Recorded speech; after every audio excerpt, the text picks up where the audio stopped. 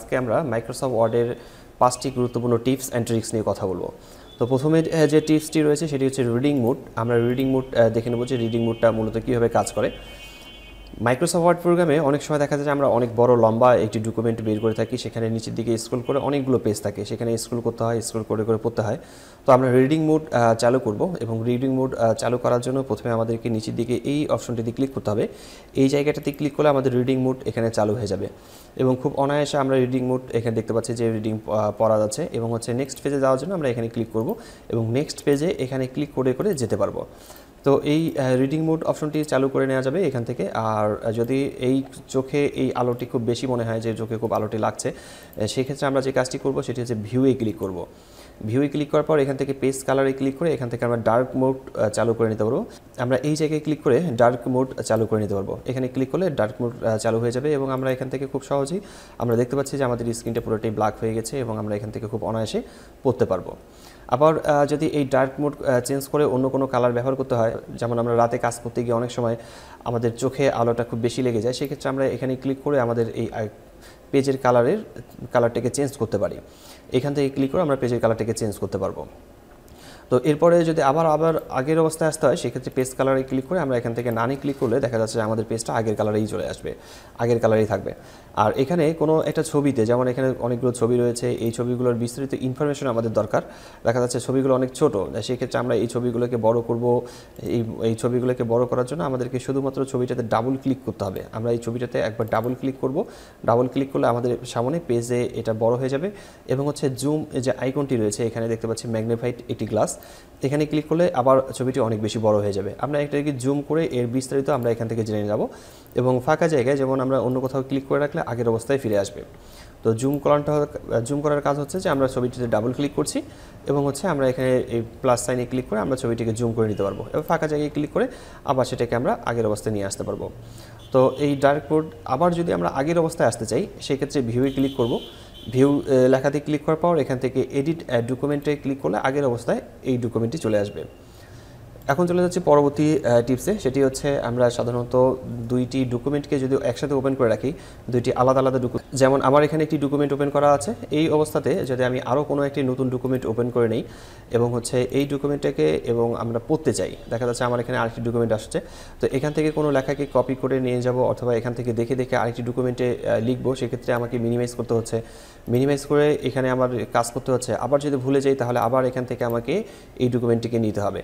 ঠিক এভাবে এই কাজটি করাটা একটু খুব যন্ত্রণাদায়ক এবং হচ্ছে আমরা এই কাজটি করতে গিয়ে অনেক সময় দেখা যায় সময় নষ্ট করে ফেলি। তো এই কাজটিকে ঠিকঠাকভাবে করার জন্য আমরা ভিউ লেখাতে ক্লিক করব এবং হচ্ছে এখানে ভিউ সাইড বাই সাইড এই লেখাটাতে ক্লিক করলে আমাদের এখানে দেখা যাচ্ছে দুই দিকেই আমাদের এখানে পেজটি ওপেন হয়ে যাবে, দুইটি ডকুমেন্ট দুই দিকে ওপেন হয়ে গেছে। তো এভাবে আমরা সাইড বাই সাইড কাজ করে নিতে পারি। এছাড়াও যদি আমরা স্ক্রলিং করতে চাই, যেমন আমি এখানে স্ক্রলিং করছি, এই জায়গায় স্ক্রল হচ্ছে, আবার এখানে যদি কার্সার রেখে যদি স্ক্রল করি তাহলে এই জায়গাতেও স্ক্রলিংটা হবে। তো আমরা এখান থেকে স্ক্রলিং করতে পারছি এইভাবে। আর যদি একসাথেই দুইটি পেজকেই আমরা স্ক্রল করতে চাই তাহলে উইন্ডো লেখাতে ক্লিক করব এবং হচ্ছে এই অপশনটিতে ক্লিক করে নিয়ে আমরা যদি এখন স্ক্রল করি তাহলে দুইটি পেজ একসাথেই স্ক্রল হবে, আমরা একসাথেই স্ক্রল করে নিতে পারছি এখানে। তো এখান থেকে মূলত আমরা এইভাবে সাইড বাই সাইড অপশনটি আমরা কাজ করতে পারি, খুব দ্রুত কাজ করা যাবে এই সাইড বাই সাইড অপশনটি ব্যবহার করে। 3 নম্বর যে টিপসটি নিয়ে কথা বলবো সেটি হচ্ছে আমাদের ডকুমেন্টে যে লেখাগুলো রয়েছে এই লেখাগুলোকে টেক্সটগুলোকে মূলত লক করে রাখা। সাধারণত আমরা এই টেক্সটগুলোকে লক করে রাখলে পরবর্তীতে আর নতুন করে কোনো লেখা আমরা টাইপ করতে পারি না। তো এই সমস্যাটি হয়, সেটা হচ্ছে যে আমরা শুধুমাত্র কমেন্ট নেব কিন্তু লেখাগুলোকে কেউ এডিট করতে পারবে না। তো এই লেখাগুলোকে কেউ মুছতে পারবে না কিন্তু নতুন করে লিখে দিতে পারবে। তো এই কাজটি করার জন্য আমাদেরকে প্রথমে ফাইলে ক্লিক করতে হবে। আর মাইক্রোসফট অফিস ওয়ার্ড 2007-এ এই কাজটি করার জন্য প্রিফারে ক্লিক করতে হয়। তো আমরা এখান থেকে ইনফোতে ক্লিক করছি। ইনফোতে ক্লিক করার পর নিচের দিকে আমরা প্রোটেক্ট ডকুমেন্ট লেখাতে ক্লিক করব। এরপর এখান থেকে রেস্ট্রিক্টেড এডিটিং লেখাতে ক্লিক করতে হবে। তো রেস্ট্রিক্টেড এডিটিং লেখাতে ক্লিক করার পর এখান থেকে এডিটিং রেস্ট্রিক্টেডে ক্লিক করব। এরপর এই জায়গাতে নো ক্যারেক্টার্স রিড অনলি এই কথাটা বলা আছে, এখানে ক্লিক করে আমরা শুধুমাত্র কমেন্টস এখানে ক্লিক করে দিচ্ছি। শুধু কমেন্ট করতে পারবে কিন্তু লেখা মুছতে পারবে না, নতুন করে একটু কমেন্ট লিখতে পারবে।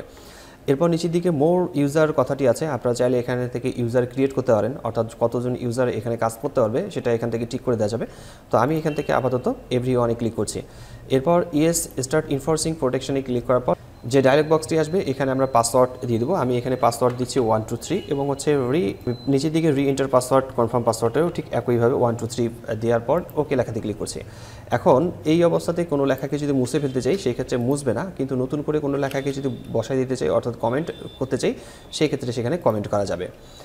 আর যদি আমরা পাসওয়ার্ড অফ করতে চাই নিচের দিকে স্টপ প্রোটেকশন অপশনটি রয়েছে এবং হচ্ছে এখান থেকে আমরা পাসওয়ার্ড দিয়ে আমরা এই জায়গায় এখন আমরা এই কাজটি করতে পারবো, এডিটিং কাজটা করতে পারবো। এখন আমরা 4 নম্বর টিপস নিয়ে কথা বলবো। আর 4 নম্বর টিপসটি হচ্ছে যে প্রোটেক্ট করে রাখা ডকুমেন্টে ওয়াটারমার্ক ব্যবহার করা। ওয়াটারমার্ক ব্যবহার করার জন্য আমরা সাধারণত ডিজাইনে ক্লিক করব। ডিজাইনে ক্লিক করার পর ওয়াটারমার্কে ক্লিক করে এখান থেকে প্রথম থেকে যে কোনো একটিকে সিলেক্ট করে নিতে হবে। যেমন প্রথমে আমি এখান থেকে কনফিডেন্সিয়াল 1 সিলেক্ট করছি। তো নিচের দিকে ওয়াটারমার্ক আমার পেজে এখানে ওয়াটারমার্ক চলে আসছে। এরপর আবার ওয়াটারমার্কে ক্লিক করব। এখান থেকে কাস্টম ওয়াটারমার্ক লেখা দিয়ে ক্লিক করে নেব। তো এখান থেকে আমি ল্যাঙ্গুয়েজ চেঞ্জ করার সুযোগ পাচ্ছি এবং হচ্ছে টেক্সট, আমি এখান থেকে টেক্সট লেখাটাকে আমরা মুছে ফেলে আমরা আমাদের কথা বসাবো। এরপর হচ্ছে আমি ফন্ট এখান থেকে চেঞ্জ করতে পারবো, অর্থাৎ ফন্ট এখান থেকে কাস্টমাইজ করা যাবে এবং হচ্ছে সাইজ এবং কালার এবং ডায়াগোনাল এবং হরিজন্টাল এখান থেকে আপনারা এই অপশনগুলো ব্যবহার করতে পারবেন। এবং অ্যাপ্লাই এবং ক্লোজ লেখা দিয়ে ক্লিক করে আমরা দেখতে পারবো যে আমাদের এখানে কাস্টমাইজ আমাদের ওয়াটারমার্কটা এটাকে পার্মানেন্টলি বসে যাবে। 5 নম্বর যে টিপসটি সেটি হচ্ছে আউটলাইন ভিউ নিয়ে। তো এর জন্য আমাকে নতুন একটি ডকুমেন্ট ওপেন করে নিচ্ছি এবং হচ্ছে এই ব্ল্যাঙ্ক ডকুমেন্ট থেকে প্রথমে আমরা ভিউ লেখা দিয়ে ক্লিক করব। এবার হচ্ছে এখান থেকে আউটলাইনে ক্লিক করছি। আউটলাইনে ক্লিক করার পর উপরের দিকে দেখতে পারবেন যে এখানে আমাদের লেখা যাচ্ছে। আমি এখানে লিখেছি তারেক একাডেমি এবং এন্টার প্রেস করলাম। এবার হচ্ছে লিখব ইউটিউব, এরপর লিখলাম ফেসবুক। তো এখানে তারেক একাডেমি, ইউটিউব এবং ফেসবুক। এই তারেক একাডেমির নিচে যদি আরও বেশ কিছু কথা বসাতে চাই সেক্ষেত্রে আমাদেরকে এই লেখার শেষে এন্টার প্রেস করতে হবে। এন্টার প্রেস করলে যেমন এই অপশনটি মূলত এই সোজাসুজি আসছিল, তো আমরা উপরের দিকে এই সাইনটাতে ক্লিক করব। কিবোর্ড থেকে ট্যাব প্রেস করলেও চলবে। আমরা এখানে ক্লিক করছি। তো তারেক একাডেমির কোন কোন অ্যাকাউন্টগুলো রয়েছে আমি এখান থেকে দিয়ে দিচ্ছি জিমেইল। এরপর হচ্ছে এন্টার প্রেস করলাম। এরপর দিচ্ছি আমি ইউটিউব, এবার আবার এন্টার প্রেস করলাম। এরপর এখান থেকে দিচ্ছি ফেসবুক। আর ইউটিউবের নিচের দিকে শেষে ক্লিক করে আবার এন্টার প্রেস করব। এন্টার প্রেস করার পর আবার ঠিক একইভাবে আমি ওখানে ক্লিক না করে আমি এবার ট্যাব প্রেস করছি। ট্যাবের নিচে ট্যাব প্রেস করলেও এই দিকে আসবে। এবার আমি এখান থেকে দিয়ে দিচ্ছি। এরপর হচ্ছে আমি এই কয়েকটি রেখেছি এবং হচ্ছে ফেসবুকেও আমি এখানে এন্টার প্রেস করব। ট্যাব বাটন প্রেস করে আমি এখান থেকেও তারেক একাডেমি দিচ্ছি। এখানে বিভিন্ন ধরনের কথা বসানো যাবে, আমি শুধুমাত্র একটু বোঝানোর জন্য এই কাজটি করছি।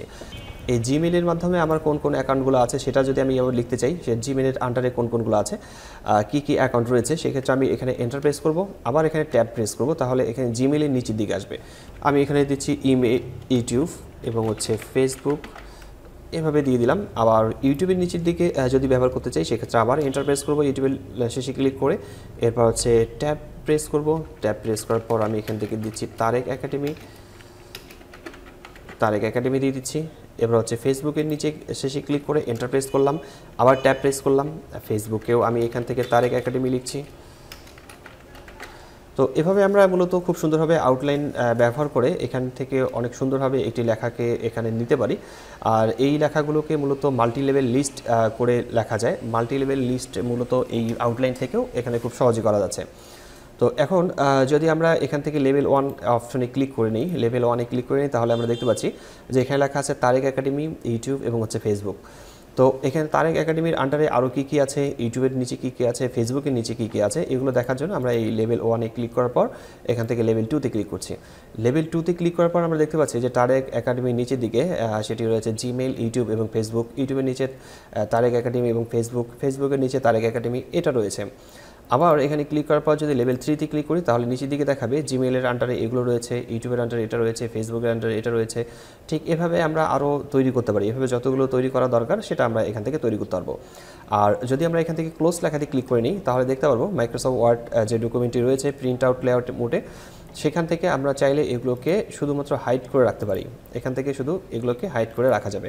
অর্থাৎ আমাদের যে 3টি অপশন লিখেছিলাম 3টি অপশনেই এখানে শো করছে। আর যদি আমরা এখানে ক্লিক করে নিই তাহলে নিচের দিকে আরও বাকি অপশনগুলো এখানে শো করতে থাকবে। তো এভাবে আমরা মূলত মাইক্রোসফট ওয়ার্ডে বিভিন্ন ধরনের টিপস অ্যান্ড ট্রিক্সের কাজ করতে পারি। আপনাদের যদি টিউটোরিয়ালটি ভালো লেগে থাকে তাহলে অবশ্যই লাইক করবেন ভিডিওটিতে। আর যারা প্রথম দেখছেন অবশ্যই সাবস্ক্রাইব করে পাশে থাকা বেল আইকনটিতে ক্লিক করে রাখতে একদমই ভুলবেন না। তো আজকের টিউটোরিয়ালটি আমি এখানে শেষ করছি। তো দেখা হচ্ছে পরবর্তীতে নতুন কোনো টিউটোরিয়ালে। ততক্ষণ পর্যন্ত সবাই ভালো থাকবেন, সুস্থ থাকবেন। ধন্যবাদ সবাইকে। খোদা হাফেজ।